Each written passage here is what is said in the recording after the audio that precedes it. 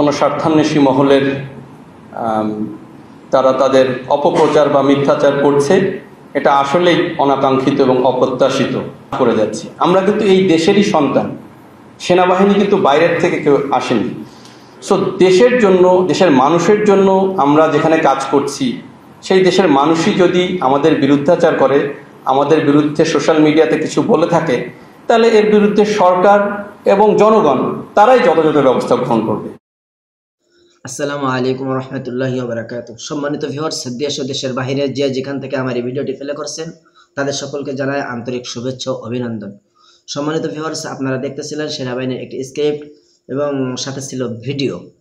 তো এই ভিডিওতে বাংলাদেশ সেনাবাহিনী তারা কি বলতে চান যে সাংবাদিক ইলিয়াস আর পিনাকি, যাদেরকে বাংলাদেশ সেনাবাহিনী স্বার্থ অন্বেষী বলছেন, কেন বলছেন যে সাংবাদিক ইলিয়াস আর পিনাকি ভট্টাচার্য তারা বিদেশে থেকে বাংলাদেশ সেনাবাহিনীকে নিয়ে তারা সমালোচনা করে।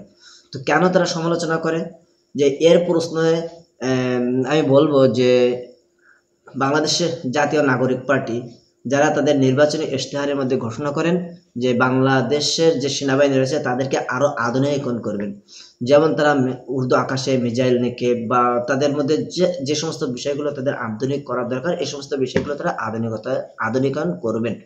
তো এখন প্রশ্ন হলো যে আমি বাংলাদেশ সেনাবাহিনীকে বলবো যে এতদিনকে বাংলাদেশ সেনাবাহিনী তাদের কোনো আধুনিকতার দিকে যায় না? তারা কি মিসাইল নিক্ষেপ করতে পারে না? তারা কি বিমানে উঠতে পারে না? নাকি তারা নিরস্ত্রভাবে বাংলাদেশকে পরিচালনা করতেছেন এবং বহিরাগত যে শত্রু রয়েছে তারা আমাদের উপরে ধীরে ধীরে আমাদের উপরে আক্রমণাত্মক হচ্ছেন? তো সম্মানিত ভিউয়ার্স, আমরা এই বিষয়ে বিস্তারিত জানবো বাংলাদেশ সেনাবাহিনীর শফিক স্যারের মাধ্যমে। তো চলুন আমরা চলে যাই আমাদের শফিক স্যারের কাছে। ধন্যবাদ। আপনি প্রথমে যে প্রশ্নটি করেছেন, দেখুন সোশ্যাল মিডিয়াতে অনেক কিছু বলছে, মিস ইনফরমেশন, ডিসইনফরমেশন, মিথ্যাচার, প্রোপাগান্ডা করছে। এটা নিতান্তই কোনো স্বার্থান্বেষী মহলের তারা তাদের অপপ্রচার বা মিথ্যাচার করছে, এটা আসলেই অনাকাঙ্ক্ষিত এবং অপ্রত্যাশিত এবং আমাদের জন্য এম্বারাসিং।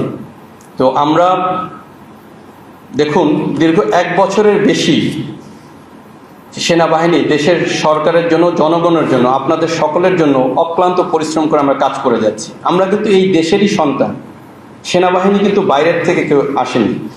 সো দেশের জন্য, দেশের মানুষের জন্য আমরা যেখানে কাজ করছি, সেই দেশের মানুষই যদি আমাদের বিরুদ্ধাচার করে, আমাদের বিরুদ্ধে সোশ্যাল মিডিয়াতে কিছু বলে থাকে, তাহলে এর বিরুদ্ধে সরকার এবং জনগণ তারাই যথাযথ ব্যবস্থা গ্রহণ করবে।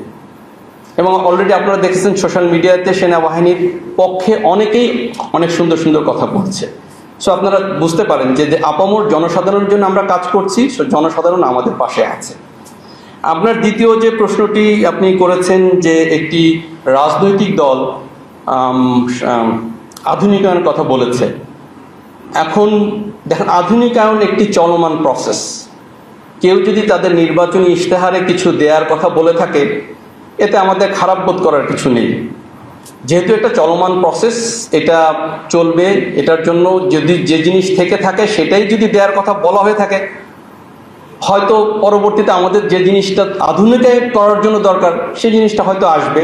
তো এটাকে আমরা এটা তাদের বিষয়, আসলে তারা বলেছে তাদের নির্বাচনী ইশতেহারে, এ বিষয়ে আসলে আমাদের মন্তব্য করার কিছু নেই। ধন্যবাদ।